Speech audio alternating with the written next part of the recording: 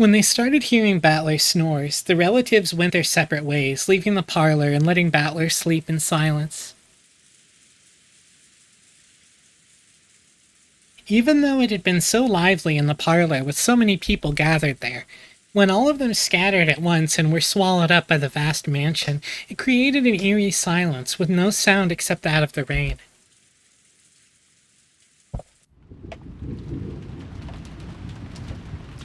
Oh, that's what it does. Damn, she did kind of play Morphing Jar number 2.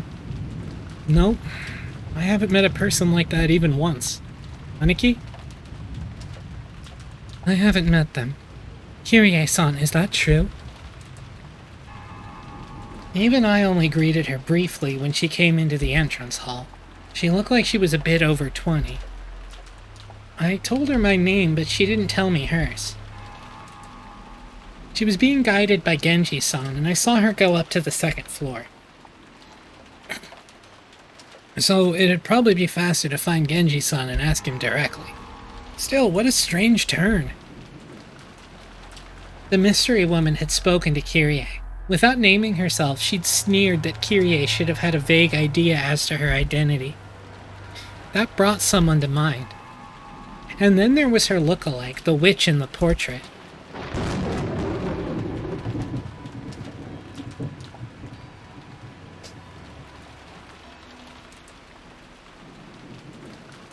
Was this person trying to say she was the witch of the portrait herself? I realized she was probably laughing at me for that reason. Even though it was our first meeting, she spoke as though she knew I'm your second life. Aniki, you really don't know anyone like that? You talk too much. I've never seen a blonde woman like that go in or out of this mansion. I like that, like, they need to textually talk about Beatrice's blonde hair, because, like,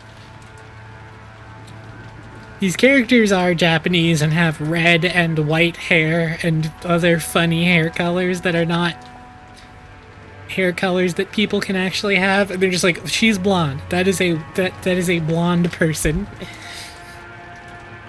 Kraus is not blonde. So true. Or he is, but like, you know, that kind of thing doesn't matter.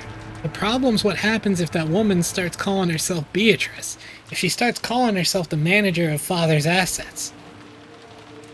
Or maybe she plans to call herself his mistress's daughter and demand that she get a share of the inheritance.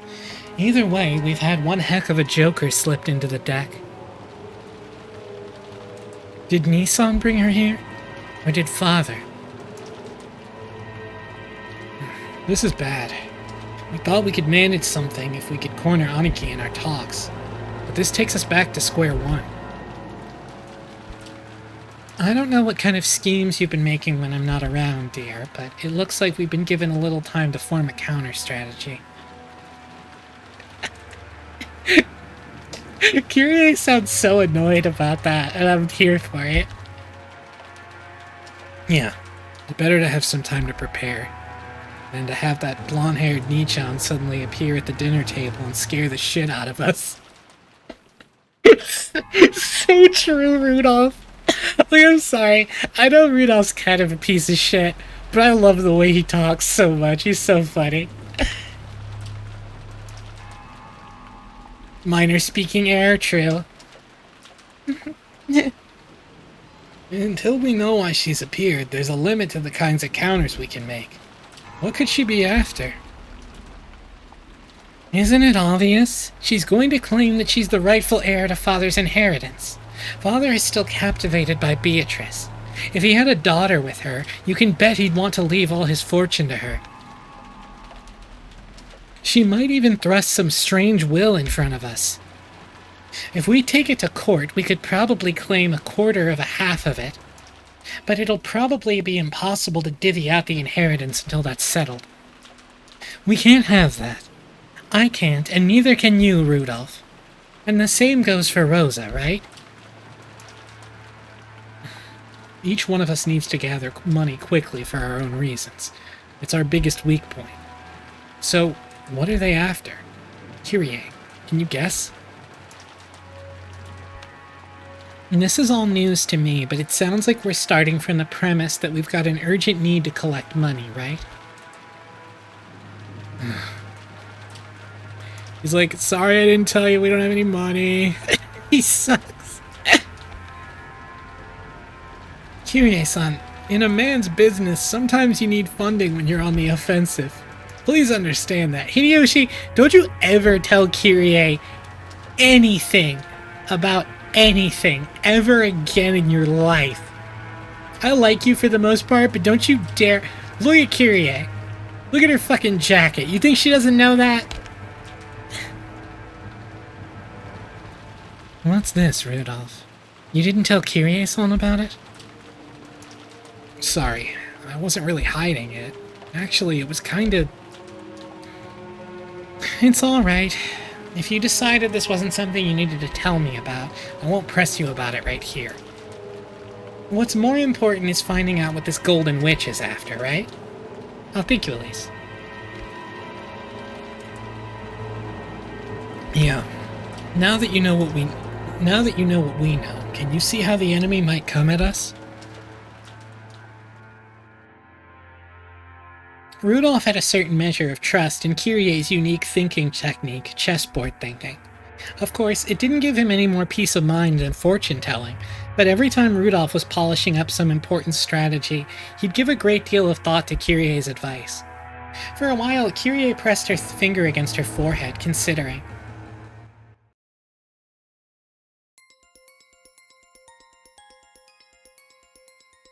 Sorry, what track is this? Hold on.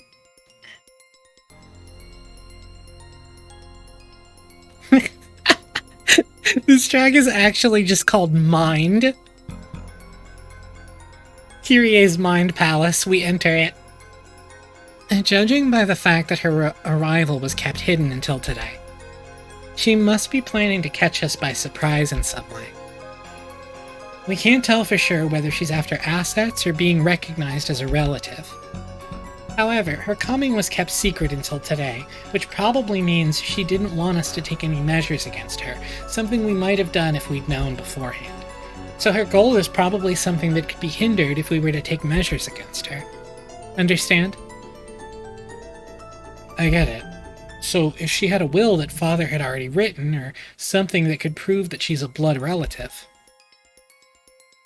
If she had some unshakable, rock-solid proof like that, you'd think she'd announce it beforehand. That's right. On the contrary, since we're in a position to doubt her, she should have brought a lawyer or an expert, and thrust some completely undeniable proof before us.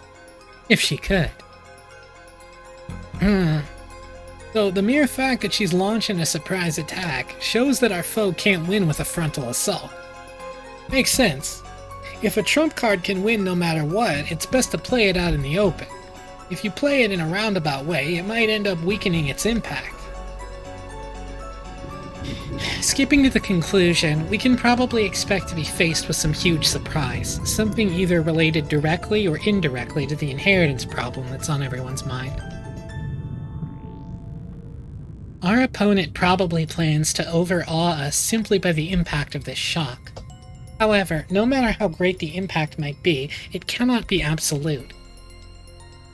In other words, we have enough leeway to take advantage of this. You've really got brains! Even understanding just this much is really reassuring. In other words, you're telling us not to get sucked into our opponent's pace. In the end, it's an extremely simple conclusion. No matter what our opponent brings up, we should deal with it calmly, without rushing things. This is just the very first step in the art of negotiation. You really can't say you've predicted your opponent's thoughts with just this. Come on. Just like usual, that was pretty good. Now that we know we got a little leeway to attack, it helps us relax a bit. What we don't know is how she's connected to Kraus Nissan. Will it be a surprise for Kraus Nissan too, or was he actually the one who called her here in the first place? If it's the latter, that might make things very troublesome. That's right. Secretly calling a mystery woman on the day of the family conference. Would be in terrible taste, but it does feel like something Nissan would do. Aniki, let's do this. As long as she can't clearly prove her identity, we won't accept her position in any way. That would be for the best. Already she's refused to introduce herself to Kirie-san. We can't let our conference be disturbed by the statements of some unknown woman. She might even show us proof that she's a blood relative. If she can prove father's blood runs through her veins, with a maternity record document, there's nothing we can do. It's always possible to suspect that physical evidence has been faked. And even if it's real, in order to prove that the person in the documents is the person we see, we need to check their condition at a hospital. At the very least, it'd be impossible to prove that now on Rockinjima. You're right. So in other words, it's something like this. No matter what's shown to us now on Rockinjima, it can't be accepted as truth. We can't believe anything until the typhoon passes, and they prove it to us at the proper place. Spotting all kind of holes and stuff like this is Aniki's specialty. We'll be counting on you. Are you joking? You'll be helping too. We need the money. We need it quickly and a large sum. Our fates are all tied together in this.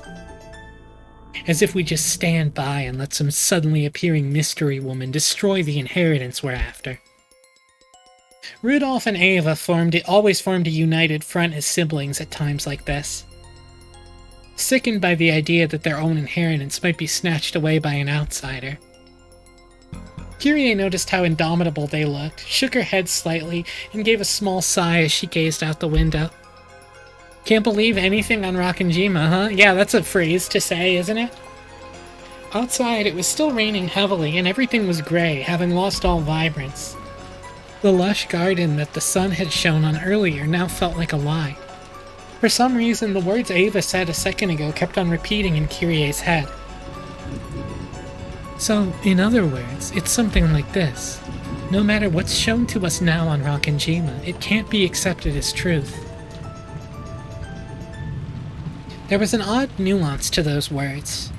In that moment, the island was closed off by the typhoon and isolated.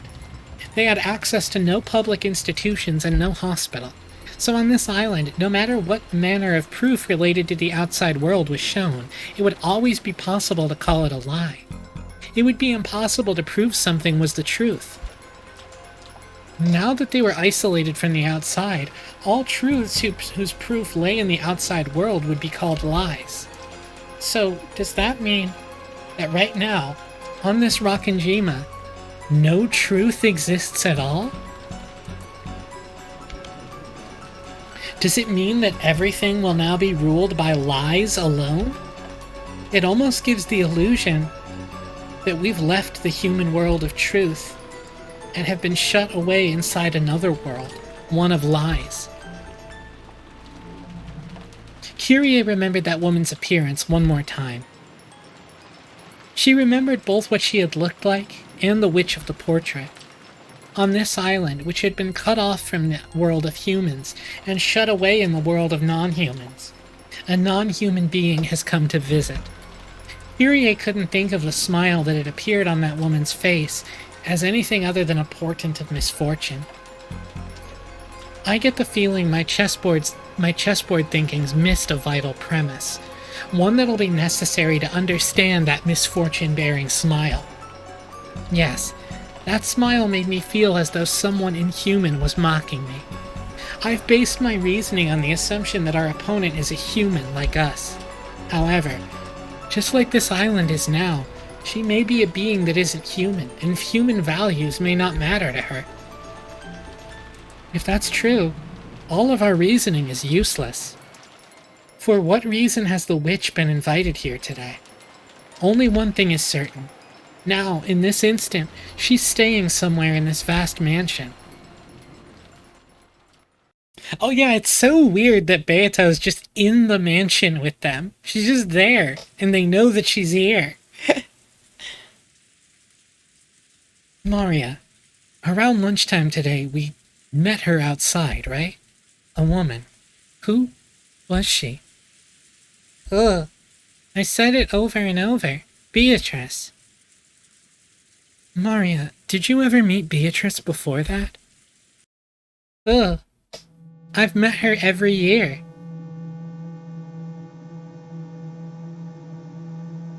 Every year? In this mansion on Rakanjima? Ugh. I don't know what ugh means. Is that true? Yes. How long have you been meeting her? How many years ago did it start? I don't know. You don't know? What do you mean? Was it last year? 2 years ago? Longer than that. Ugh. Rosa was astonished. Only the Ushiramiya family mansion existed on this island, so there couldn't have been any humans other than themselves here. And yet, Maria said she'd been meeting with this suspicious woman every year during the family conference. If what Maria said was the truth, then that strange woman called Beatrice had been at the family conference every year. That's insane. Is Maria saying that eerie woman was at the family conference every year and none of us ever noticed it? Even though Rosa had just met the woman herself a couple of hours ago in the Rose Garden, she was overcome with a strange emotion that told her not to accept that existence. What in the world did I meet with earlier today in the Rose Garden as the typhoon grew near and the winds roared?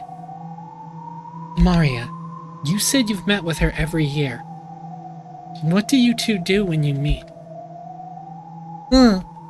We sing songs and learn magic. And I learn how to draw magic circles. Really? That's incredible. Maria, you often draw scribbles. I mean, magic circles in your notebook, right? Did she teach you that too? You know what? Beatrice drew examples to teach me. Come on, look. Maria joyfully fished around in her handbag. Then she drew out a single notebook and began opening to that page. Most of the pages were covered with drawings that were literally scribbles. All of them were occult-like things, and while it might sound rude to Maria, who was joyfully flipping through the pages, they were all creepy. Look, here. Beatrice drew it. Ooh. Oh, hello. Each one of the pages in the group Maria opened to had an eerie magic circle. Furthermore, at a glance, Rosa could see that Maria hadn't drawn them. The strength of the strokes, the thickness of the lines, how clean the shape was. By itself, it wasn't enough to guess the background of the person who had written it, but it was enough for Rosa to be sure that it was someone older than Maria. Rosa had to accept it now. There really was a person on this Rakanjima that she herself hadn't known existed until now, and this person had come to the family conference every year to play with Maria. Maria, does the witch Beatrice live here? Or does she live outside the island like us? Beatrice is the witch of Rakanjima, so she lives on this island. So, you're saying she's on the island even on days when it isn't the family conference, right? I don't know what means. Yes or no? Yes. What in the... I can't believe it. How long has this unknown witch been living on this island? I used to live on this island. I lived on this island, passing the time in the mansion in the Rose Garden. And even so, I never encountered a witch like that. Right?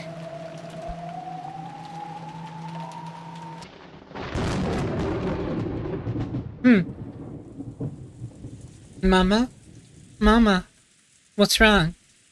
Mama? My head hurts. I was probably getting a little mixed up with my memories from when I was a young girl. When I was young, I was terrified of the witch, unlike Maria.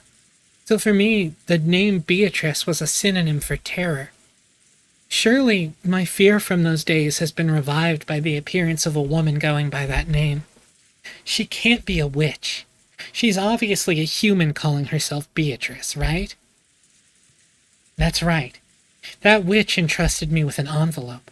What in the world could that be? Rosa pulled the Western envelope out of her pocket. It was one of the envelopes that bore the Ushirimiya family crest, which Kinzo used for his personal letters. And its red sealing wax had even been sealed by the head's ring, which Kinzo held, which meant this envelope belonged to the Ushirimiya family head. In other words, it was from Father. Why was a woman calling herself Beatrice holding it, and why did she give it to me? That's right. I'm sure she said to read this aloud at dinner. What in the world could be written inside? A sense of uncertainty gripped Rosa, as if opening this envelope might let loose incredible misfortune. However, at the same time, a little curiosity sprouted up too, urging her to find out what was written inside before the other siblings could. Using common sense, one might guess that it contained a huge decision somehow related to Father's inheritance. Actually, since she'd received it from a woman who called herself Beatrice, there simply had to be some connection. Does it mean this person wants not just the 4, but a total of 5 people to be included in the inheritance? I need a large sum of money, and I can't wait long. I feel like such a sinful daughter for discussing Father's inheritance while he's still alive. But this is no time to spout off cheap ideals. And I've even colluded with Rudolf Nason and Eva Nason in order to get some money out of Kraus Nason. Coming from that position, I can't help but see the appearance of the witch as a sign of approaching misfortune. What could be written in here? I'm sure it's something frightening. Shall I read it secretly myself first? The witch requested that it be read at the dinner table with everyone gathered. But if that's what she wanted, why couldn't she just read it aloud herself at dinner? Why did she go to all the trouble of entrusting it to me? Simply put, is it because she doesn't mind if I read it secretly beforehand? It'd be better to secretly read the contents first. I understand that'd mean breaking my promise, but this is no longer the time for cheap ideals. Depending on the contents, I should probably discuss it with Eva Nason and Rudolf Nason, too. They're always really good thinkers when it comes to this kind of thing. When I gulped and put my hands to the red sealing wax, something suddenly pulled on my sleeve, and I let out a small scream. What? Maria? Don't scare me like that. What is it? You mustn't. Huh? In Maria's expression was the same portent of misfortune she'd felt from that witch, and it sent a tingle up her spine. Beatrice told Mama to read that letter during dinner. You mustn't break a promise with a witch. That's not it. I just wanted to look at the envelope for a second. I'll keep my promise. After all, I always tell you to keep your promises. Of course I keep my promises. Yes, Mama's a good girl. That laugh. It isn't cute, so stop it. Ugh. Come to think of it, you received a letter too, Maria. What was written inside? I haven't opened it. Beatrice said I mustn't open it until the time to open it comes, so I'm taking good care of it. Ugh. I see. You listen well to what Beatrice says, don't you, Maria? Rose is like, isn't that interesting? Don't we all love that you do that? Ugh. I'm Beatrice's disciple, so I listen well to what my teacher says. Oh, Rose is gonna respond super well to that sentence. I see. Rosa realized something. Mixed in with Maria's gaze was the glint of someone that wasn't her. If Rosa broke the rules and opened the envelope here, Beatrice would definitely learn of it. Because Maria was the witch's disciple, Maria was in contact with that witch. I'll keep my promise. So tell Beatrice not to worry, okay? Ugh, I'll tell her. Hey, Maria, if I wanted to speak to Beatrice, how could I meet her? I don't know. Beatrice is very fickle, so she always appears suddenly. I don't know a way to get her to meet me. But you know, she's always watching me. So if I get in trouble, she'll definitely come and save me afterwards. She's definitely erased her form and is hiding close to me.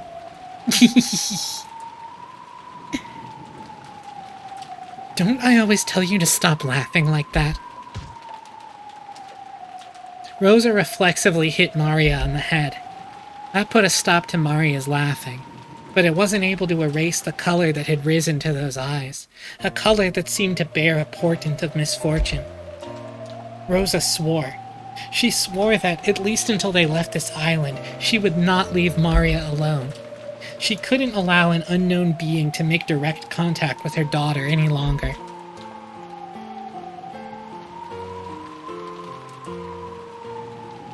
Instinctively, Rosa's got some, bad habits is a way to put it.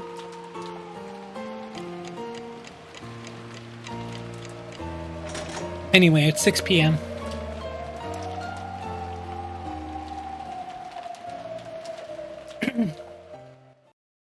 We'll keep going, because I took a break in the middle of that chapter.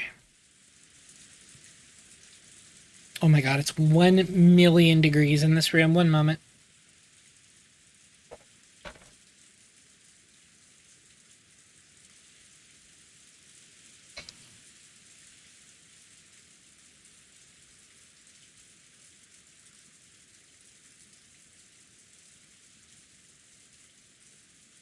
Yeah, Natsui got a lot of spotlight in book one, and yeah, Rosa's obviously getting comparatively quite a bit more spotlight than she did in book two.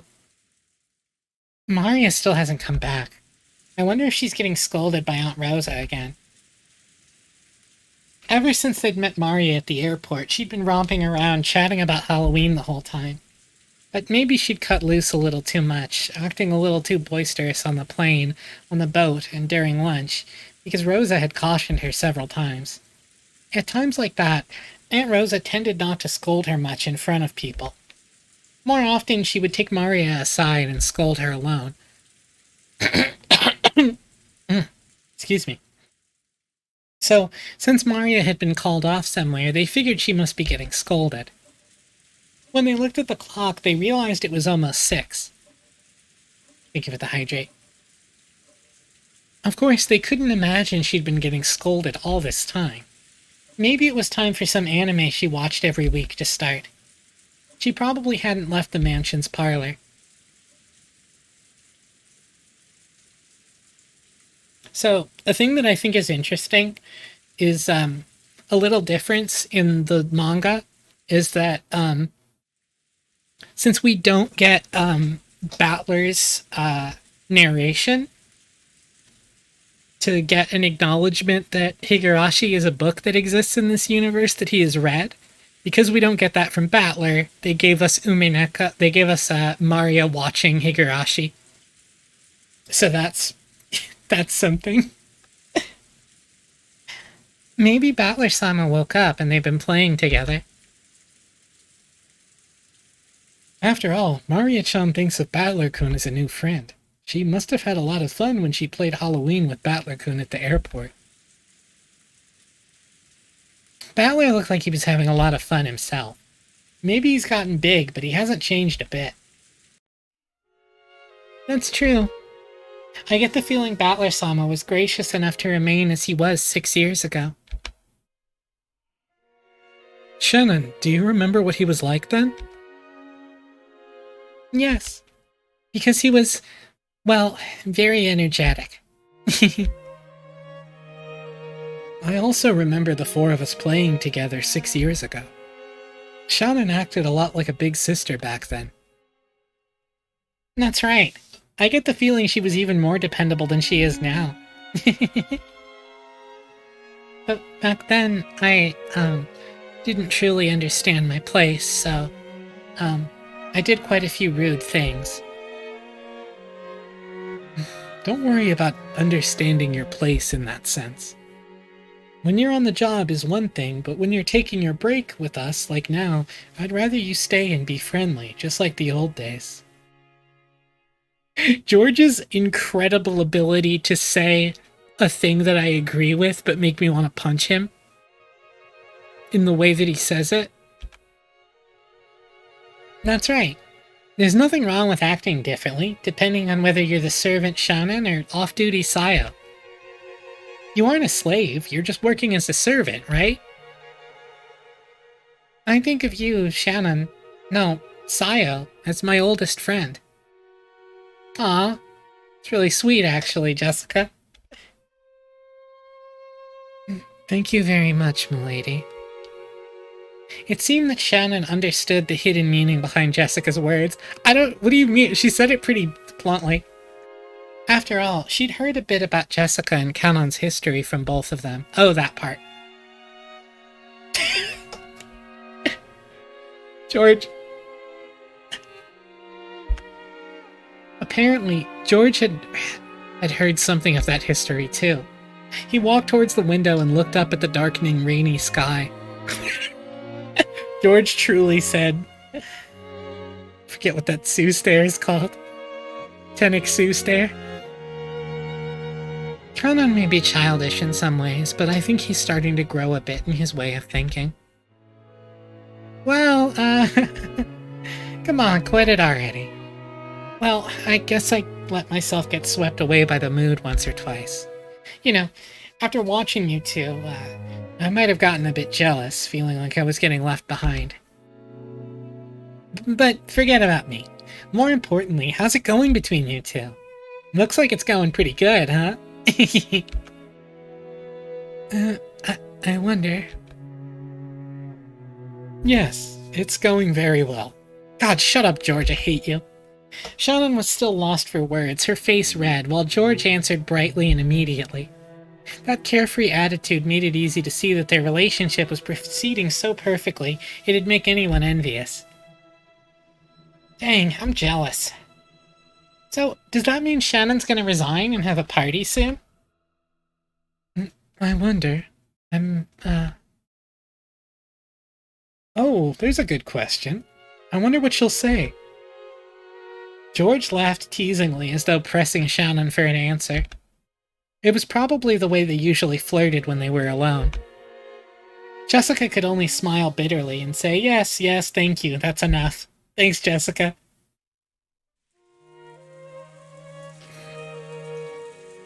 George, you can't say that sentence. I have a dream. I don't just mean some ambition to become the leader of my own domain in business.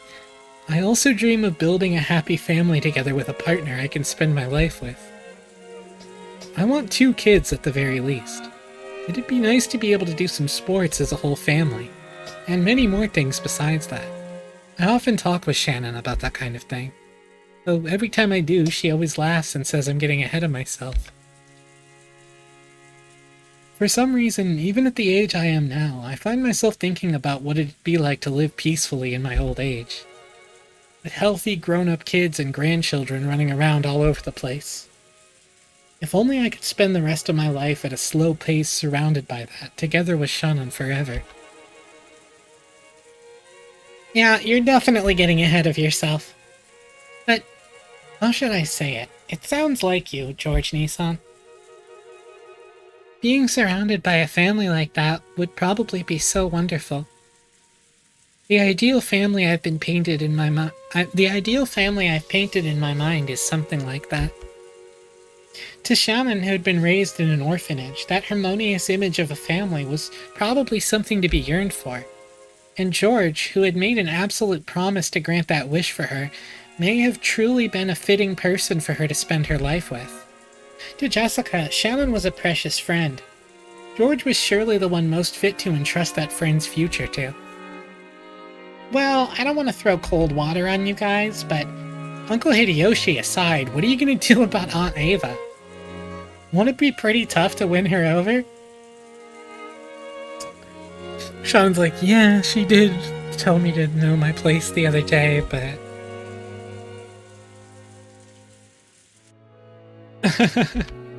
There's no reason for anyone to worry about something like that. No one but me gets any say in who I choose to be my partner. I will bring Shannon happiness. Whose permission do I need for that? Whoa. George Nissan, that was cool. Can't believe you say stuff like that.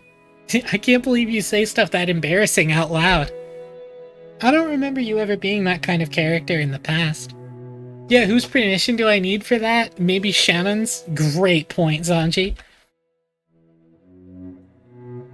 As they say, if you don't see a boy for 3 days, you should watch him closely. I grow as much as anyone. I intend to study more and grow to be the man Shannon deserves, one who can bring her happiness. Maybe even George realized how embarrassing the words coming out of his mouth were. His face turned very slightly red, and he scratched his head. George-san. It's okay. I'm sure Mother will be difficult, but you can leave that to me. You'll see. I'll make all the relatives accept you as my partner. Awesome. I'm jealous of you, Shannon. Seriously.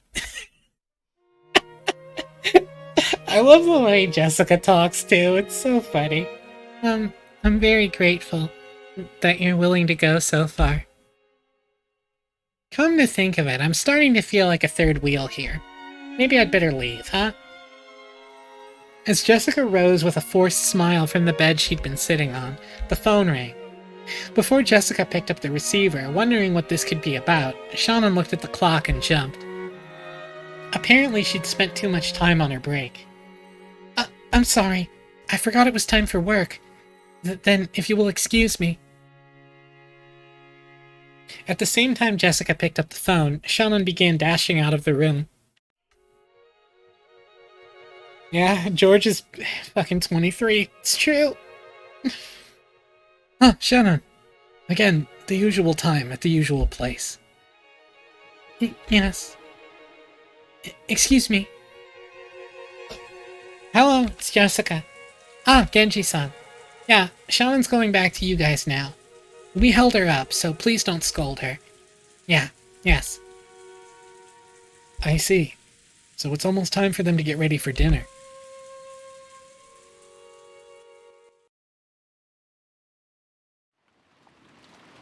Many plates were lined up on the counter in the kitchen. Preparations for dinner were proceeding steadily.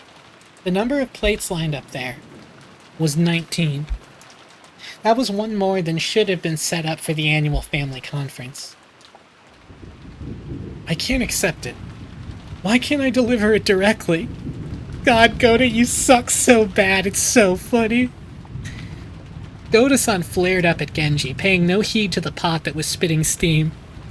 The master enjoyed eating alone in his study, so his food needed to be served in that room. However, that was something that always happened. Of course Goda-san would want to set the table for the master with his own hands, since he'd put his heart and soul into his cooking. But the master had imposed a strict rule that none but the servants bearing the golden eagle crest enter his study. So while Goda-san would be able to greet the master from outside the study, not once had he been granted the honor of carrying his cooking inside. Goda-san was always irritated by this. Of course, he was a newcomer in terms of years of service. However, he had piled up plenty of experience from his previous jobs, and he was quite confident that he'd be able to perform in front of Kinzo in a manner that would do him no disservice. And yet, simply because he was not permitted to wear the golden eagle, he still hadn't been blessed with this honor. Can you imagine what damage that would do to his pride? Thank you, Kumasawa. You might think tonight was a repeat of that, but it wasn't. Because tonight, there was a person other than the master who wanted their food carried to their room. Apparently, this person is an extremely rare and honored guest, and we've been given strict orders to treat them in the same manner as the master, the family head. Goda-san must have wanted to earn some points by serving this honored guest with his own hands. After all, he was an extremely vain person. If he wasn't qualified to serve the master, then at least a guest of the same rank. He simply couldn't find time during lunch, so Kanan-san had gone in his place. So he truly desired to personally serve this person's meal tonight, the best dinner of the year. But Genji-san had put a stop to that. Something about how Goda-san didn't wear the golden eagle. After being told once more that he wasn't qualified, Goda-san lost his patience. So heart-rending, Goda-san. I cannot do anything more than watch like this from the shadows. Kumasawa-san, if you have enough free time to dawdle around, please get the dining hall ready. Is the tablecloth set? Oh, my apologies. I was doing a soliloquy. When it became her turn to bear his wrath, Kumasawa slid out into the hall. There was a little boing noise. Beatrice-sama is of exactly the same rank as the master. All rules regarding her are to be respected just as much as those involving the master. Goda-san, please devote your intention entirely towards your own task and serve all the relatives. I wouldn't mind if it was you, Genji-san, but is it really okay to let a child like this serve such a guest? If she made some blunder, it would be quite embarrassing. I know they've served here a long time, but that doesn't mean they've been trained in the proper areas. If you'll allow me to speak freely, they are completely lacking in the fundamentals that might qualify them to interact with such a guest. Shannon's like, cool. Goda spoke bluntly, even though Shannon was standing right there in the kitchen. Shannon was the one whom Genji had ordered to carry the dinner to Beatrice's room. By the ranking system among the servants permitted to wear the golden eagle, Shannon was certainly the second highest in rank. If the highest ranked Genji went to set the table in Kinzo's room, then it fell to Shannon to set the table in Beatrice's room.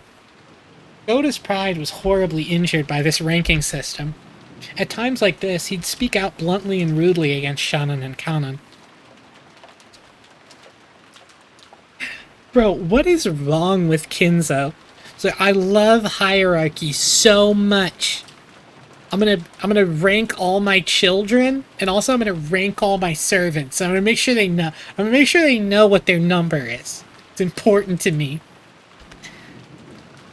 Goda kept raising examples of each of Shannon's failures until now, making a ruckus about how she couldn't do this or was terrible at that. Shannon, who was listening to this with her head hung in shame, heard Kanan's voice from behind her. Kanan had been leaning against the wall in the hallway near the kitchen entrance, a blind spot from the inside, and had been listening to all of this. He probably knew that if he entered the kitchen, sparks would start to fly his way. I've got to say it.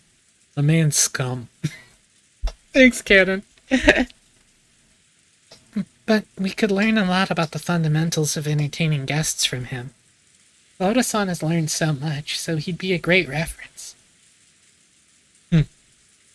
Nei-san, you sure are nice. More importantly, is the guest in the VIP room really Beatrice-sama, as they say? Yes, I met her when I was sent to serve her lunch. There can be no doubt it's her. Really? Was she doing well? He's like, yeah, she's having a great time. Kanan remembered that he and Shannon had different impressions of Beatrice. To Shannon, Beatrice was a cupid of love who had granted her magic to establish her relationship with George. We could learn good fundamentals from him. Shannon fucking breaking Kumasawa's ankles on the basketball court. Incredible. Incredible image. Judging by the expression that rose to her face, it looked like she couldn't wait to inform Beatrice of how her relationship with George had progressed. However, Kanan already knew. That witch came here with a terrifying goal in mind.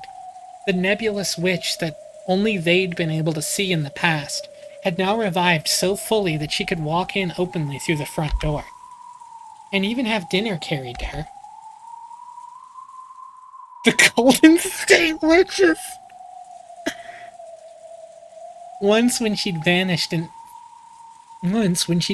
from in front of Cannon, the witch said something about how her own power was still weak. So, if that witch was now appearing so openly, did it mean she'd finally regained her former power? And she said something else, too. She definitely said she'd sow the seeds of love, while fully aware that they would fail. And she said even more. She definitely said that the day had finally come, upon which the door to the Golden Land would be opened. Shannon, she's planning to hold some bizarre ceremony with the Master, and you can bet it'll be something too horrible to imagine, and no one will be able to resist. What are you talking about? She came here. She came here as the Master requested, so that the door to the Golden Land would open, so that everything would be returned to the Golden Land. She definitely said that to me. Shannon's like, okay, what does that mean? In the past, the two of them, as furniture working for Kinzo, had been told what opening the door to the Golden Land meant. Okay, she does now. So Shannon understood everything without having to ask a single question, and because of that, she felt a deep despair. Something tore at Cannon's heart as he looked at the expression twisted with grief. How could... Why? Why now? Didn't I tell you? We are furniture. Because you acted like a human, because of love, you're incapable of obediently accepting the day our service comes to an end.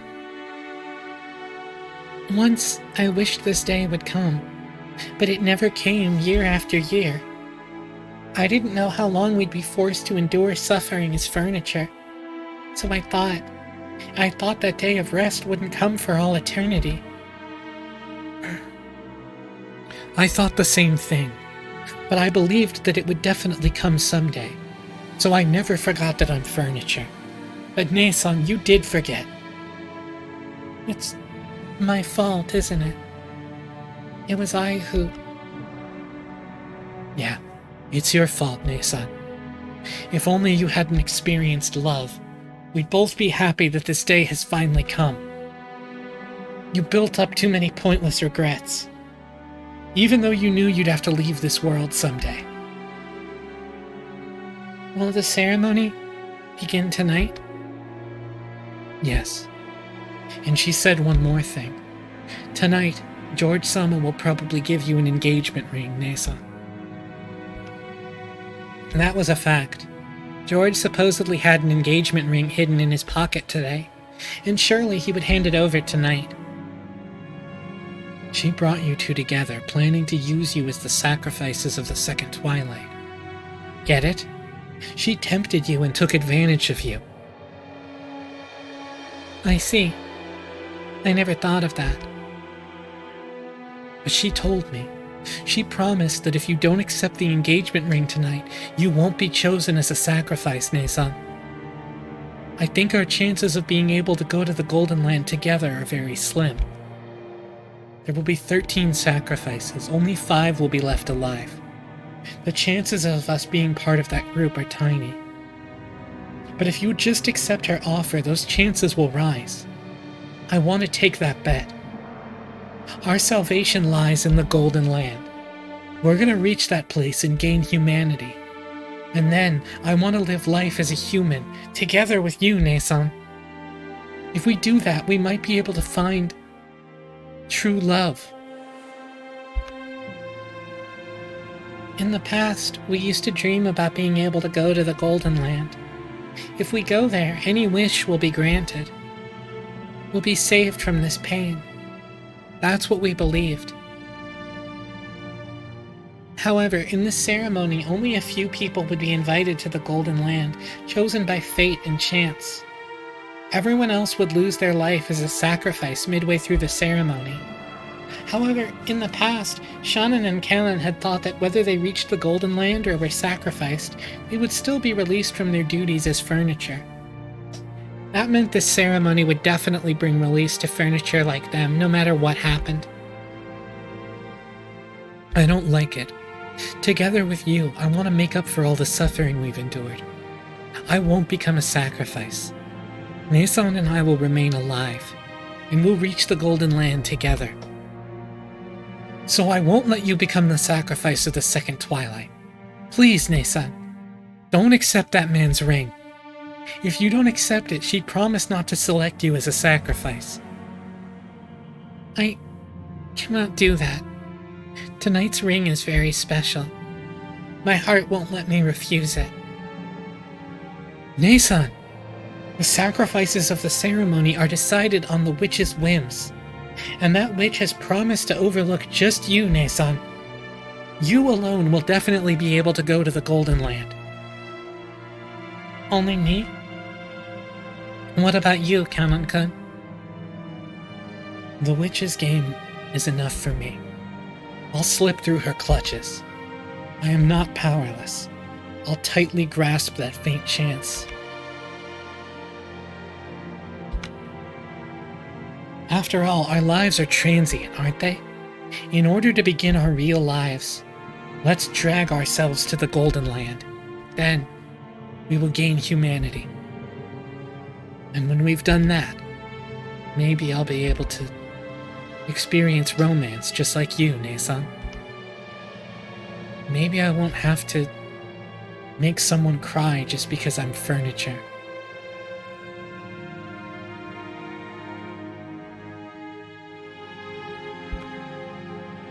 Kanon-kun, I've had enough of being furniture. I'll definitely become human. I'll escape this pain, no matter what. There were tears in Kanon's eyes. By now, Kanon had noticed. Shannon hadn't been the only one to know and suffer from the taste of love. He had too. The tears Jessica had shown him that day, and Jessica's pitiful face as she tried to smooth things over and stay bright ever since then, had slowly wrought some kind of change on Kanon's heart without him knowing it.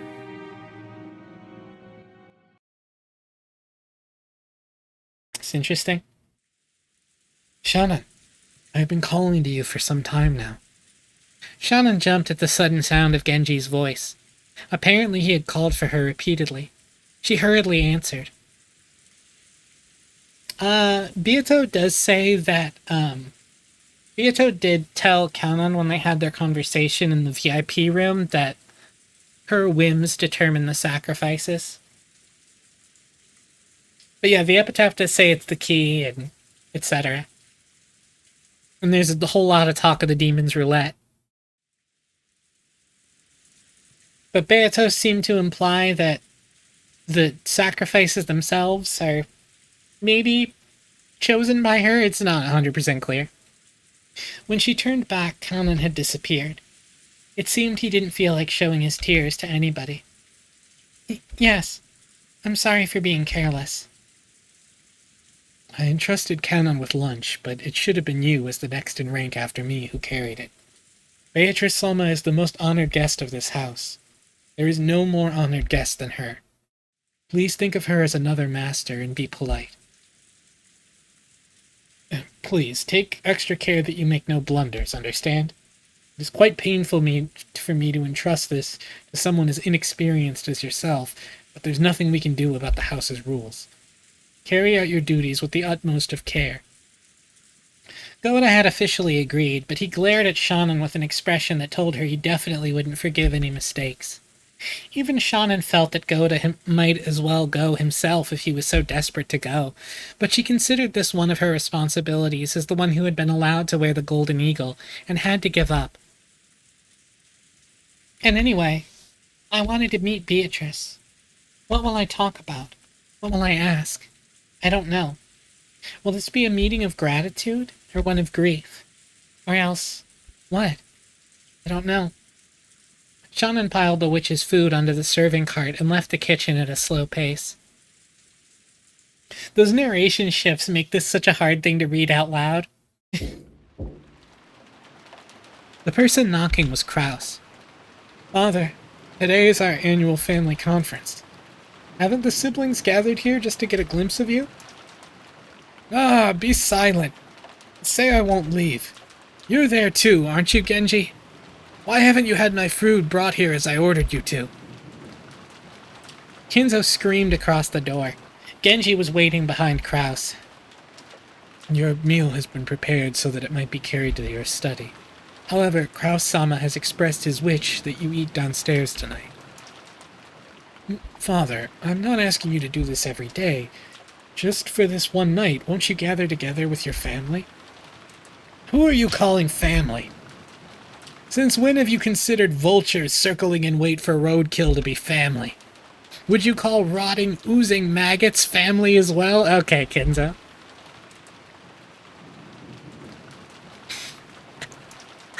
I love the look on Kraus's face when his father hurls abuse at him. My. Kraus shrugged at this answer, which he had half expected.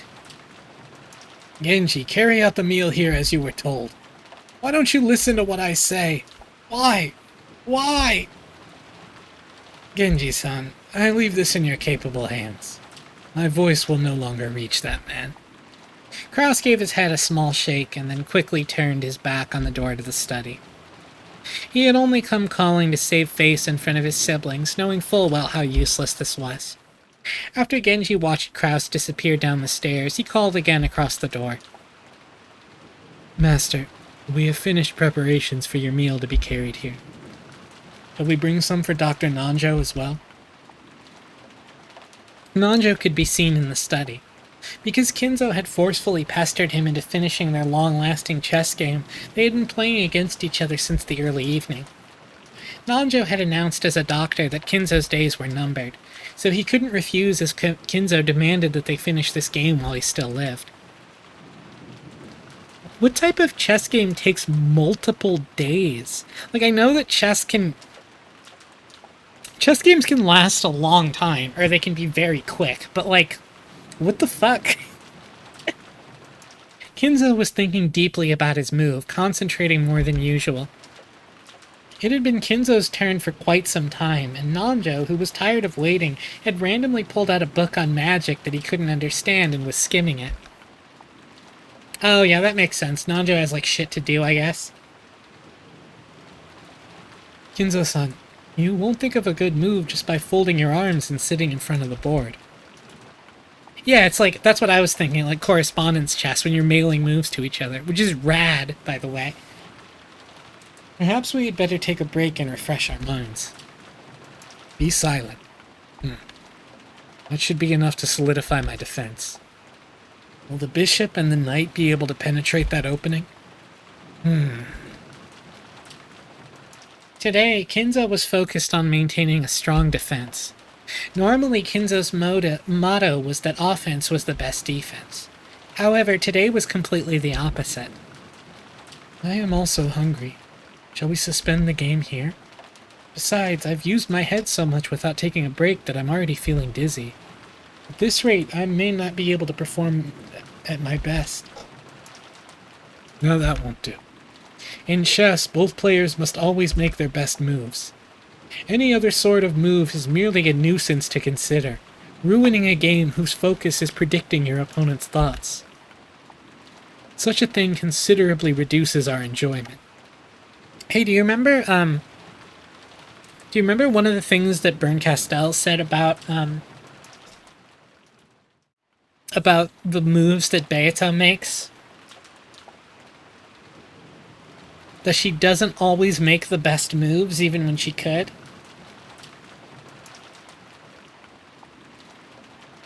And Bern was like, that's fucked up. I don't know why she does that.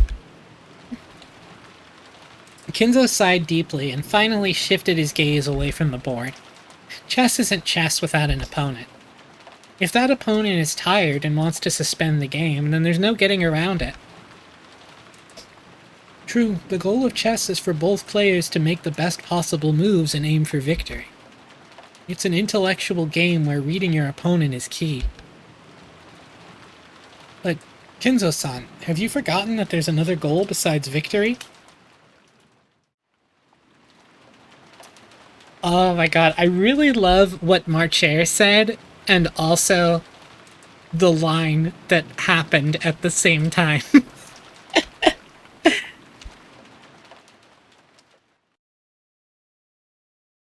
What? What other goal could there possibly be? To think that you of all people would forget something like that. Really? They're playing World End here. Chess is a way to pass the time having fun with a friend.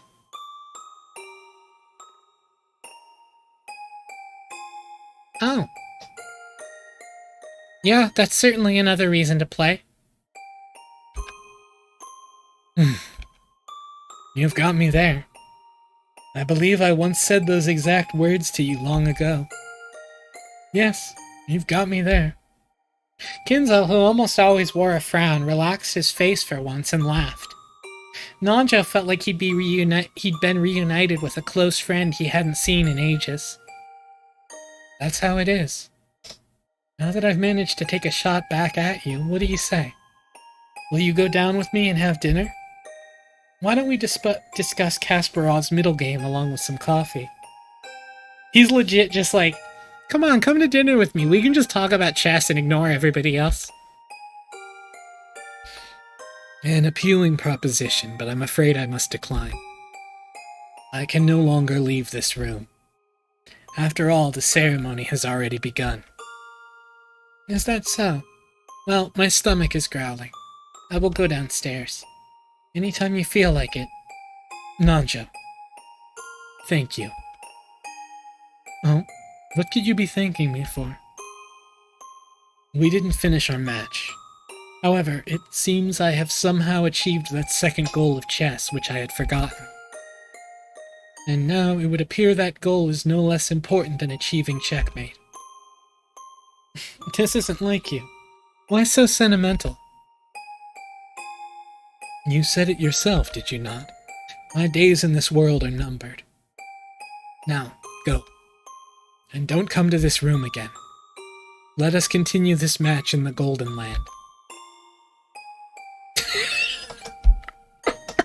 I'm just like, okay. That's fine with me, but we'll have to start over. Losing that rook was a serious blow. Well then, I will see you later. Yes, later. Maybe in the Golden Land, or in Purgatory. Or possibly in the next world. Not just faces when Kinzo's like, when we're both dead, I'll hang out with you again. Not just like, okay. Well, okay. Kinzo, are you gonna kill all of us? Buddy, what's happening? What are you talking about? What are you doing? I'll just dematerialize, I guess. Nanja didn't say anything beyond that. And with a motion made smooth by familiarity, he pushed the button on the table that would release the auto-lock. Nanja's like, hey, Kinzo, why is World End playing? Then, after looking at Kinzo's back one last time, he left the study. As he did, Genji's voice came from the hall. If you are ready, Master, I will now carry in your dinner. It may be my final dinner. I must savor it. Please prepare it. As you wish. And are your preparations complete as well, Master? Indeed. In the time leading up to this day, this room has been carefully wrapped in a multitude of barriers. Even if a roulette chooses me, I will definitely repel it. Yo, Joey, thank you for the gift sub, homie. How's it going? I hope you're having a good night. Appreciate you. I will remain alive and will surely become one of those who reach the Golden Land. I shall repulse the visit of the Reapers trying to drag me off to the land of the dead. Alright, Kinzo. It's really, really cooking there.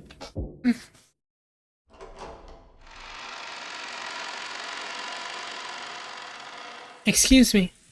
I have come to serve your meal. Shannon entered the VIP room, bowing her head and pushing the serving cart. The young woman by the window, gazing out the supposedly empty darkness, was definitely that witch. So, it is Shannon this time. How long it's been. Huh. Your face isn't nearly as pale as it once was. I can see you're no Canon. I hardly recognize you. Thank you very much. Shannon solemnly prepared dinner. There were actually several things she wanted to ask the witch, but they were all jumbled up and she didn't know where to start. Her heart was also jumbled up and she didn't even understand her own emotions, so she could only do her job dispassionately while everything's still vague. However, the witch saw what was in her heart. You can't hide anything from a witch. I won't apologize. I am a witch, after all. Apologize for what? Come now. Common must have told you about it. I only rescued your love life because of my mischievous spirit. It was nothing more than a seed I sowed, so I could watch your love grow complicated, become twisted, and fail. I imagine some people think it's more fun to hear about love than to have it.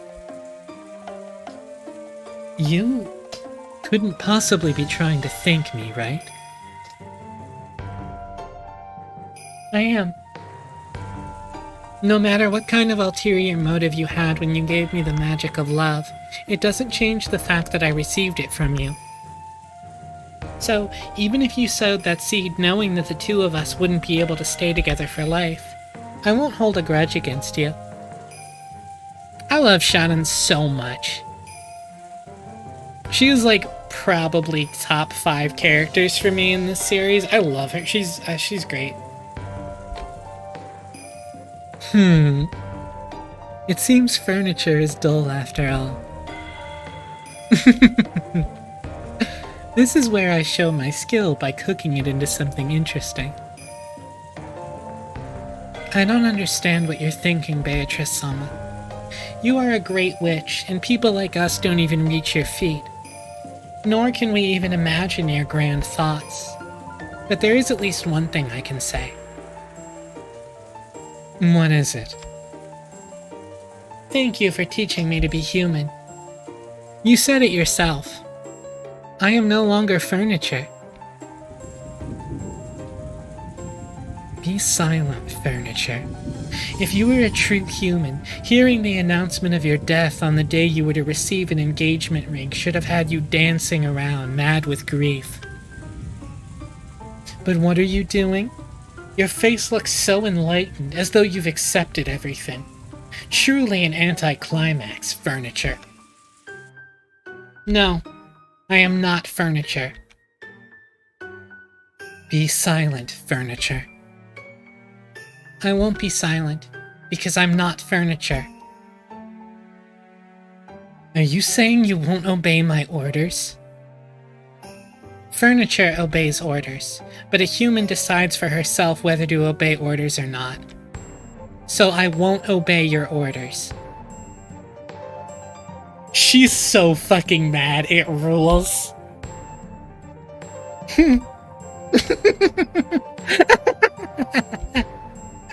I take back what I said. You really are interesting. If I hadn't sowed those seeds, you probably would have allowed the ceremony to control your fate without clinging to any emotions. But now you've grown to become something truly interesting. Something that will entertain me to no end. That is well, for I am not fond of boredom.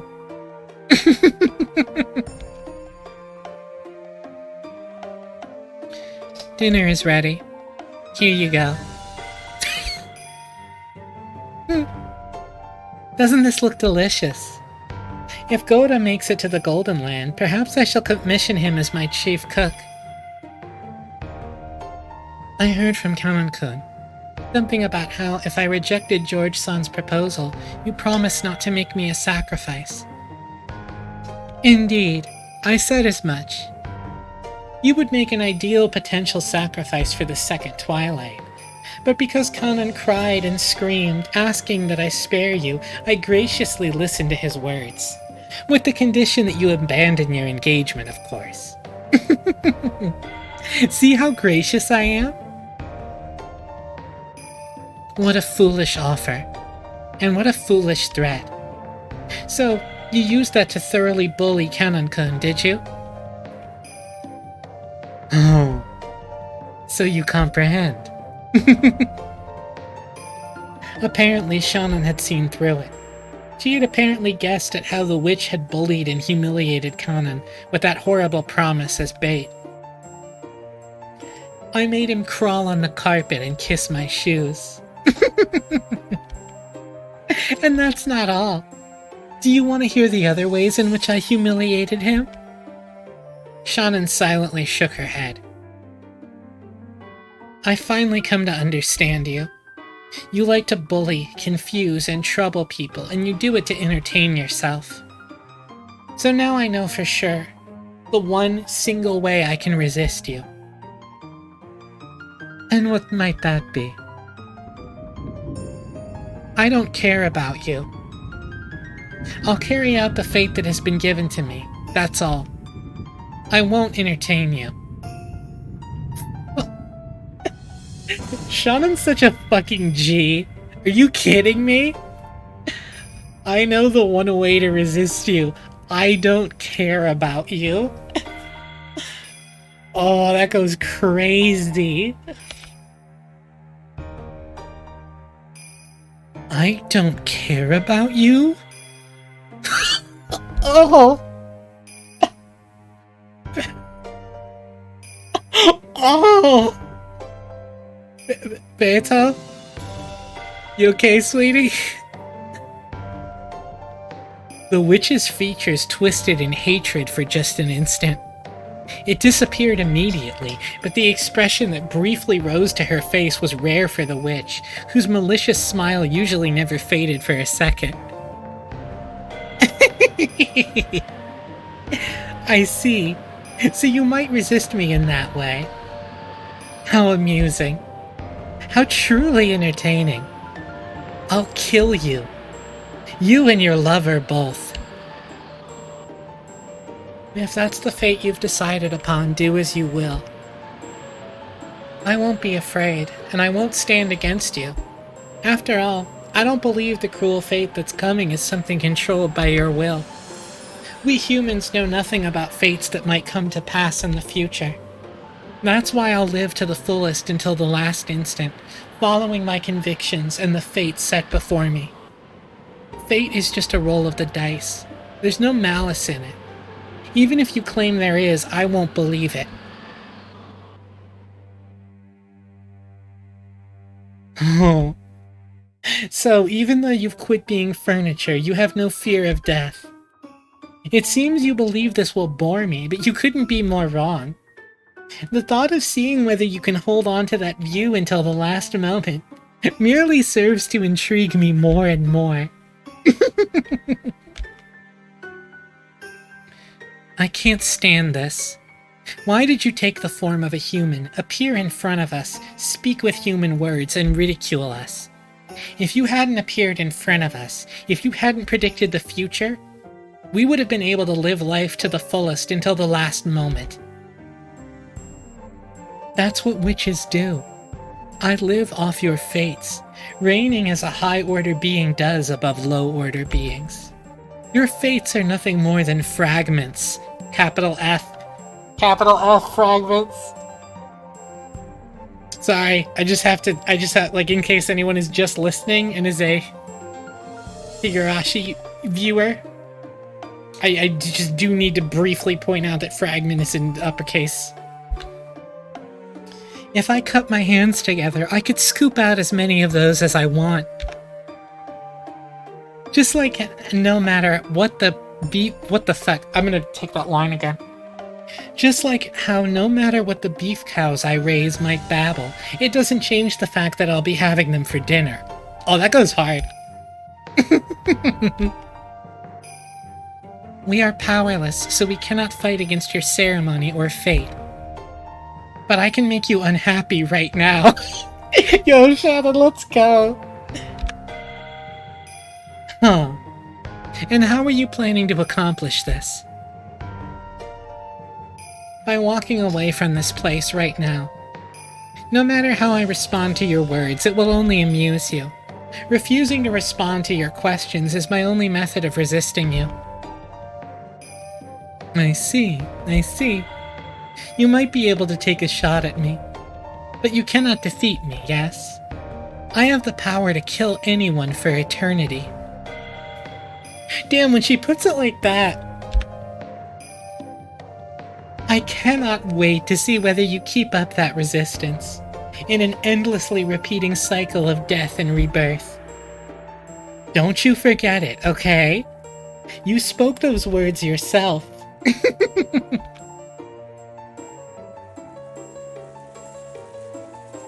Well then, if you will excuse me, if you need anything, please call me.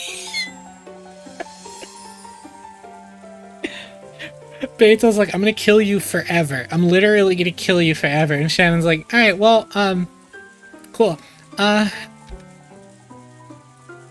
Shannon gave a reserved bow and faced away. With that gesture, maybe she really did take a shot back at the witch, just as Beatrice had said. Because when the witch called out again, she sounded a little more quick-tempered than she had before. Kanan thanked me. Can't you? Can't you thank me for bringing you your day of rest? Furniture may be happy when their day of rest comes, but I am a human.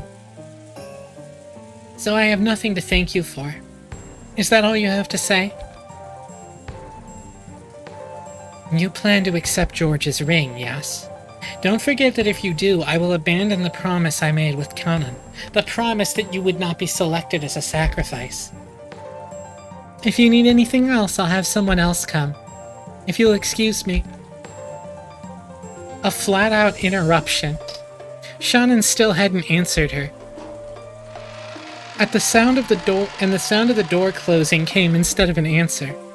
Shannon's resistance probably struck far more deeply into the witch than Shannon herself thought.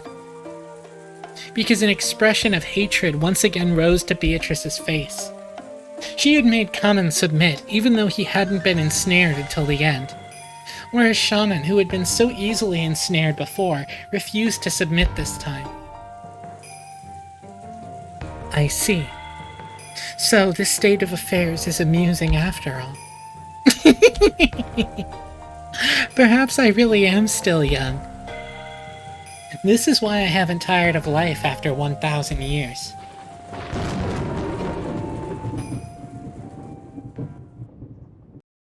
It's so true, Beta.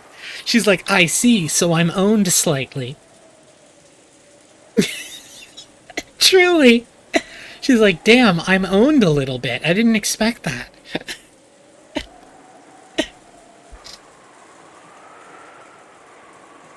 This was the most fabulous part of the family conference. Dinner. In the past, when Kinzo had been serious about the conference, he'd taken everyone's yearly gathering for dinner very seriously. Oh. You would ratio me. Even after 1,000 years, it seems I can still get ratioed. How truly amusing. Because anything embarrassing that occurred during the dinner would cause the deepest shame for him as the host. He had given Natsui stern orders to avoid embarrassment at all costs. Because of that, she and Kraus eventually hired Goda, who had confidence in his cooking abilities. Shocked Fate is looking at the quote retweets. Fuck. Thanks to that, they became able to serve wonderful dinners they could be confident in. Oh my god, I can't even, imagine. Now I'm just thinking about, her being like, when Kanan was here, he thanked me, and he got on the ground and kissed my shoes. Do you want to know what else he did? And Shannon's just like, ratio.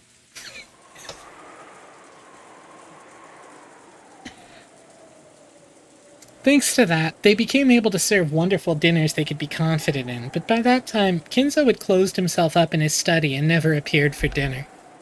Maybe you could call that ironic. When the main dish for tonight, calf steak, was set out, Goda began to describe it proudly, further stimulating everyone's appetites.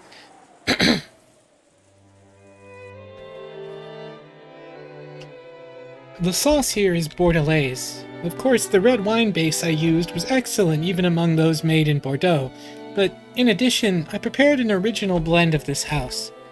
A blend of choice alcohol from around the world to further deepen the taste. The sauce is limited to this year. I sincerely hope you all enjoy your meal. Isn't that wonderful? However, isn't Bordelaise sauce common to French cooking? It almost seems like using alcohol from outside France with that is heresy. Croissant, today is the annual family conference. As a dinner for those who normally live far away and who traveled far from across the world to gather together, I realized it would be most fitting to have a sauce made from a blend of fine alcohols from all over the planet that have never met each other before, so I had it specially prepared. Wonderful! A truly wonderful cook, that's what you are. Fools in medicine work twice as well if you sell it right. It's already twice as delicious as normal food, and the advertising makes it twice as good as that. The taste keeps doubling and doubling. Hideyoshi, what are you talking about? Come on, Nissan. That question of yours was obviously a plant. No doubt about it. You totally set Goda-san up to steal the show on that one. You think so?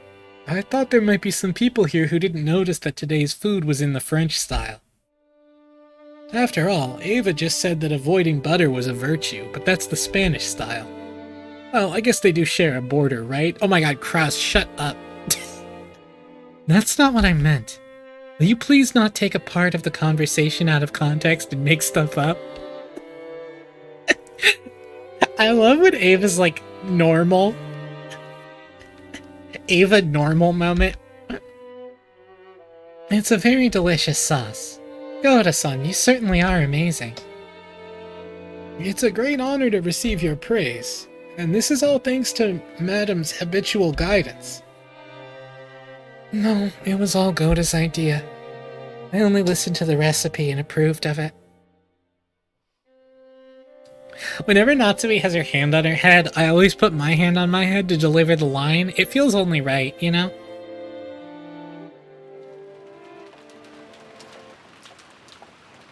It looked like the siblings quickly got into a loud argument about the sauce, but for the most part, dinner proceeded peacefully. However, a certain question they desperately wanted to ask burned inside each one of them. It was about that visitor, the 19th person, the Golden Witch. In actuality, Ava and Rudolph and the rest were very much on their guards during this meal. Book 2 is truly the, is that the Golden Witch? If the mystery guest was ever going to be introduced, this dinner table would be the most appropriate place to do it. However, no place was set at the dinner table for the witch. The family conference would begin in earnest after the meal, and the previous experiences told them that it might last until deep into the night. However, they couldn't imagine why such a person should be kept hidden away until that late, if they were going to be introduced at the end anyway. Oh, thank you, Sarge. Yeah, I want some nachos. Uber, you make a great point. So, Ava and Rudolph and the rest were starting to feel a certain suspicion. Perhaps this guest was unknown even to Kraus. If this wasn't an assassin called by Kraus to give him an advantage in the inheritance problem, then maybe they should speak frankly to Kraus beforehand, creating a common front to resist anything disadvantageous to the four siblings. If she was Kinzo's assassin, whose purpose was to keep the inheritance from being handed over to the four siblings, the enmity between Kraus and the other siblings could only become a weak point that befitted the enemy. I don't know if this translation means assassin literally, but like so true. Well then, please enjoy at your leisure. When he finished explaining the reasoning behind the table setting and the cooking, Goda tried to leave the room, but Kyrie called him to a stop with a small voice. Yes, Kyrie-sama? What is it? Please excuse me. I was under the impression that we had company today. But can we expect to be joined at the dinner table? She had planned on saying it nonchalantly, but unfortunately it reached the ears of Natsui, who was sitting in the next seat over. It seemed that Natsui had heard it as, even though the guests are here, why hasn't the host come to dinner? In other words, that Kirie had asked whether Kinzo was going to join them for dinner. The family head is not at his best, so he said he would take dinner in his study. I believe my husband explained that in the beginning. I'm sorry, that's not what I meant. Natsui's reaction instantly told Kirie that this unknown visitor was also unknown to Kraus and his wife. Wait, they don't know? Oh my god. They never mentioned her. Which meant, on the chessboard inside Kirie's mind, she could hear the clattering of the pieces as they rearranged themselves. What do you mean we have company? Balor, who had been sitting next to Natsui, seemed to have heard Kirie's words without misunderstanding them.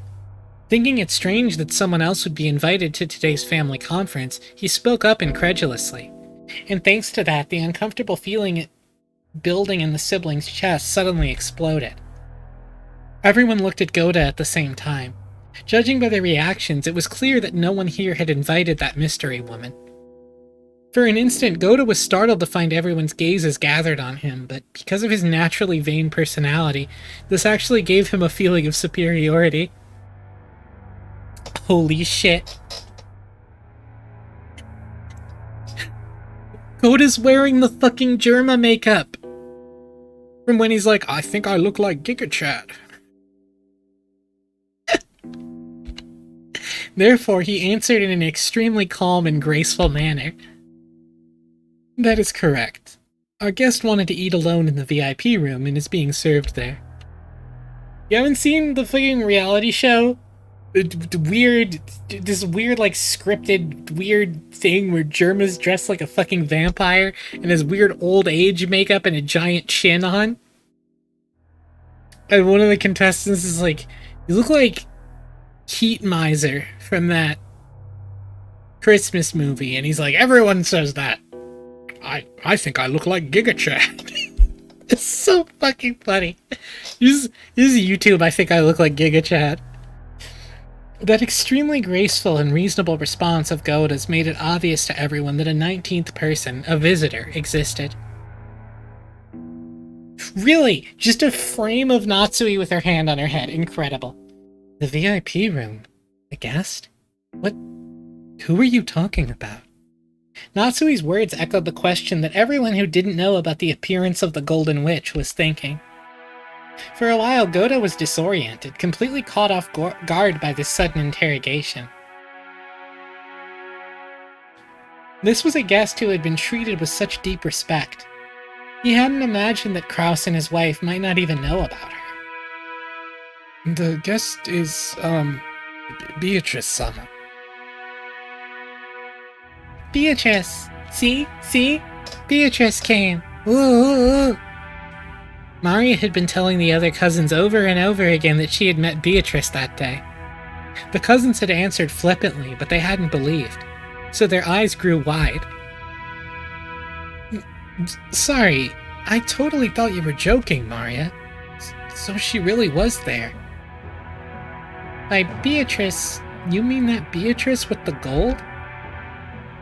Ugh, I've been saying she exists the whole time. No one believes. Sorry, Maria-chan. That's not how we meant it. After learning that everyone had doubted Beatrice's existence, Maria, who had been in a good mood all day, completely lost her temper. George, who sat in the next seat over, tried frantically to calm Maria. Goda, is this some sort of dinner entertainment? Quite a performance. Yeah, Goda was just like, it's Beatrice, you know? Right? I just wanted to give her dinner. And be important. Aniki, quit playing dumb. You called her here, right? Called? Called whom? From where? Nason, let's be clear about this. Who is she? Surely you aren't going to tell us it's the Beatrice from that portrait, right? I don't have a clue what you people are talking about. Goda, you really aren't joking, right? Holy shit, Ure. I was just ordered by Genji's son. He's doing the fucking bottom emoji thing. He's like, I'm a level 1 goblin. I didn't know. Call for Genji. Immediately.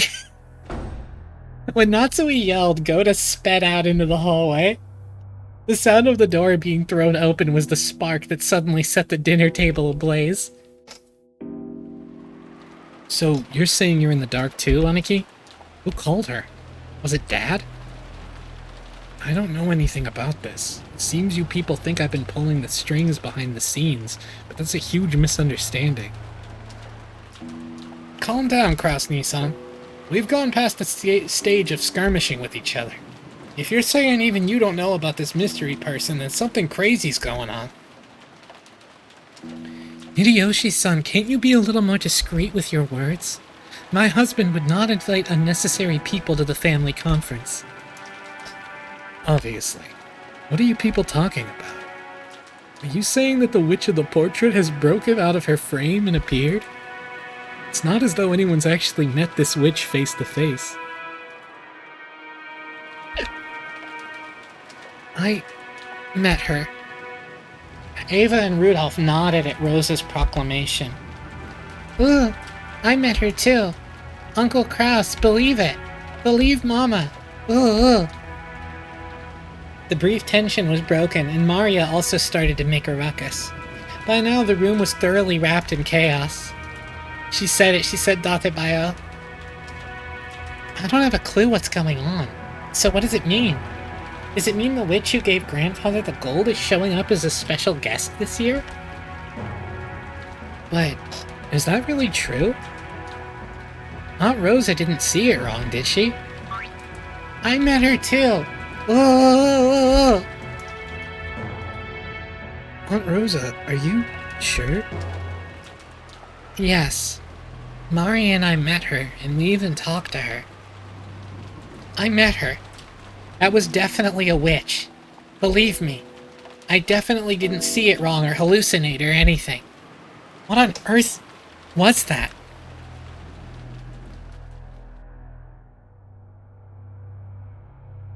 In the instant before the typhoon arrived, Rosa definitely met a witch in the rose garden. But the scene had been so hard to accept as truth, that the more she spoke of it like this, the less she understood what it was she had encountered. Ironically, since she was losing her composure, the more frantically she tried to cling to her claim, the more confused and hazy the entire thing she was describing became. Because of that, it only took a single calmly spoken sentence to confirm the nature of what she was describing beyond doubt. I also met with her. I greeted, well, I couldn't really call it that. I exchanged a few words with her. It's definitely not something that Rosa-san just saw wrong.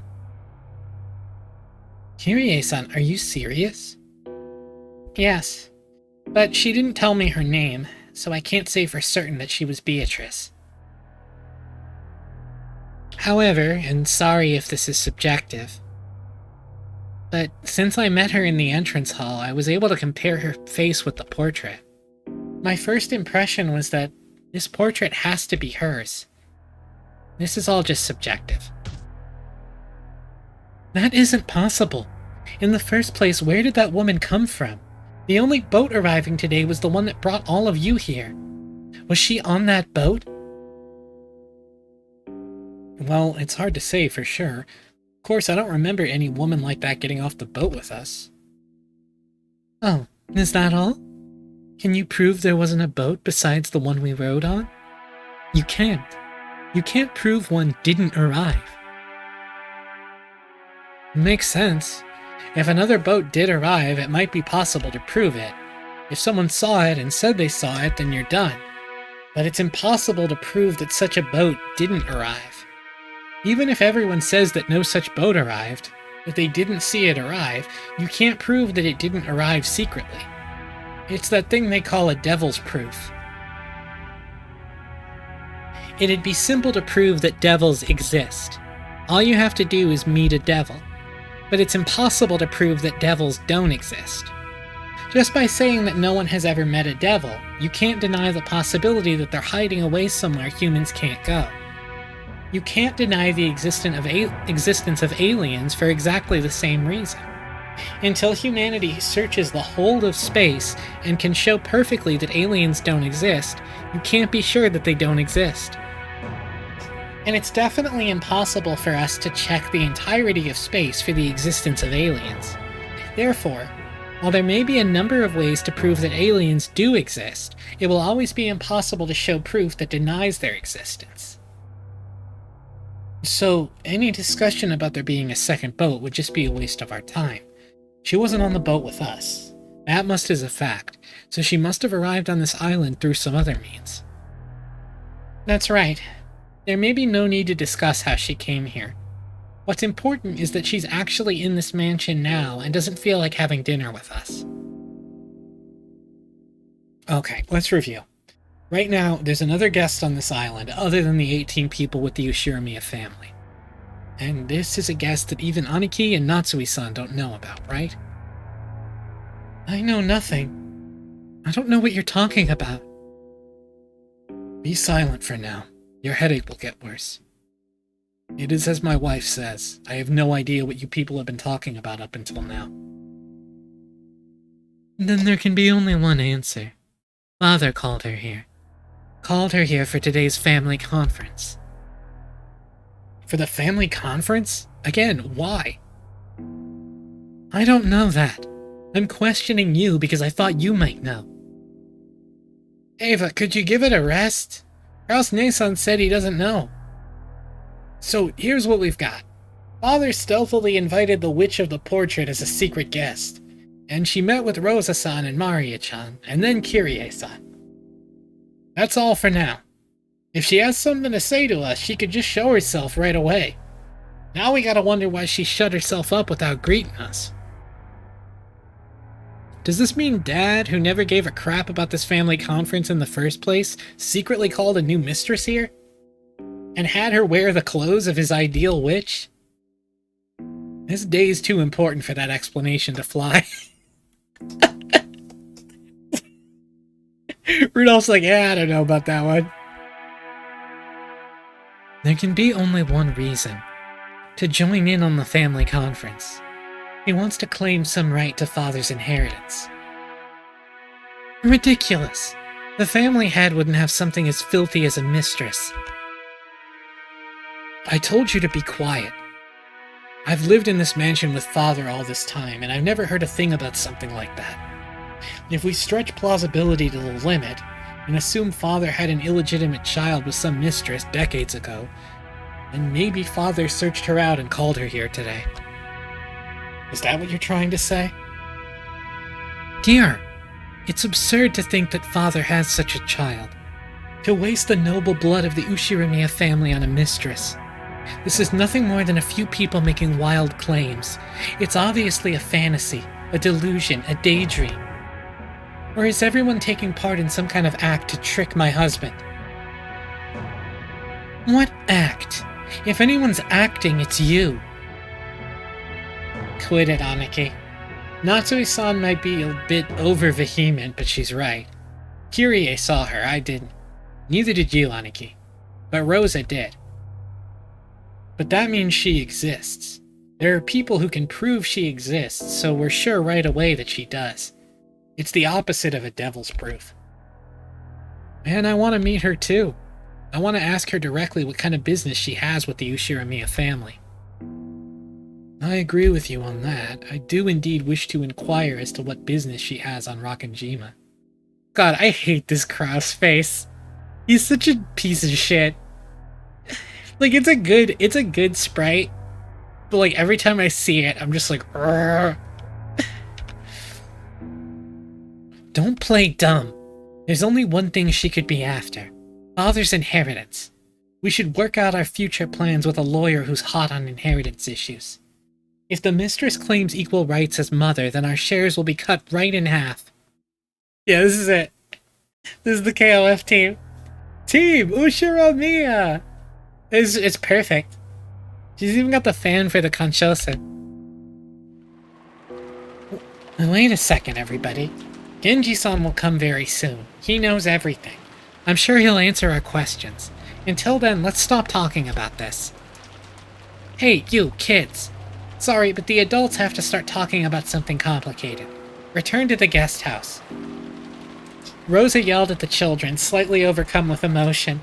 The children didn't understand why they were suddenly being yelled at this time, but Ava and the rest realized it too late. They were talking so bluntly about the filthy topic of the inheritance right in front of the children. Of course they wouldn't want their children to remain, so they all immediately agreed with Rosa's plan.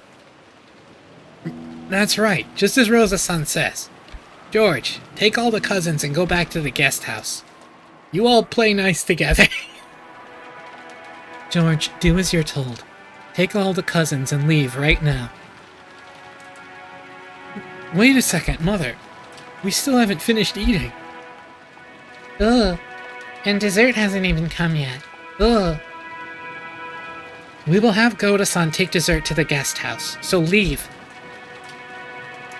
Jessica, from here on, the adults will be talking together. Go. Sure. Even though I'm still eating.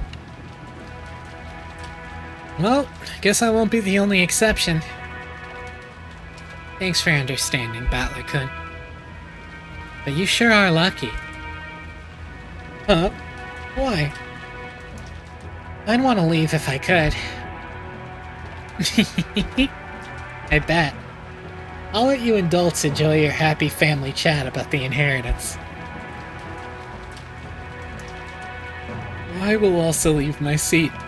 At any rate, it appears my turn will not come tonight. I'm just like, this sucks, I'm gonna leave. Naja quietly rose to his feet. From his seat in the farthest corner, he had been calmly watching the whole discussion without butting in. Surely that reaction of his was very adult, just what you'd expect of a calm old gentleman. When Naja rose from his seat, it ended up encouraging the others who were supposed to leave. The children noisily rose from their seats, and as they hurried into the hallway, the servants returned. I apologize for taking so long. I have called Genji. I was checking to see that all of the doors and windows were shut, so it took me some time. My apologies. Come on, children, to the guest house. Goda-san, my apologies, but could you carry the children's portion of the dessert to the guest house? Is that what you wish? It seemed Goda wasn't amused to see the dinner he'd worked so hard on interrupted like this. He sent Natsui a look as though asking her whether that was really okay. Do as Rosa-san says, and it will not be necessary to set out dessert for us. Do not approach the dining hall until we call for you. Tell the rest of the servants to do the same. Understood? What did he mean by that? I think he meant that Kinzo won't be coming, so there's no point in him being here. Because he's not going to play chess. I think that's what he meant, but I don't know. Yes, as you wish. Come, everyone. Shall we go? Maria-san, you mustn't trouble your mother anymore. I want to talk about Beato too. No. Maria-chan, could you tell us about Beatrice in the guest house? I really want to hear about the witch. Okay? You're pretty darn smooth, George Nissan. I'm impressed. Are you sure you don't have kids? You're too used to this. George's words had completely restored Maria's good mood, and now she took the initiative, telling the others to head on to the guest house. It looked like Goda didn't like being kicked out himself, but he couldn't disobey Natsui, so he left the room with Battler and the rest, closing the door. Is there some way I might be of service, everyone? Yeah, there sure is. We've got a whole bunch of questions. In fact, every one of us does. So much that we almost want to have a lottery to see who gets to ask first. But no matter who wins the first lottery, the first question will be the same, you know? That's right. Genji-san, answer me honestly. Who is this person called Beatrice in the VIP room right now?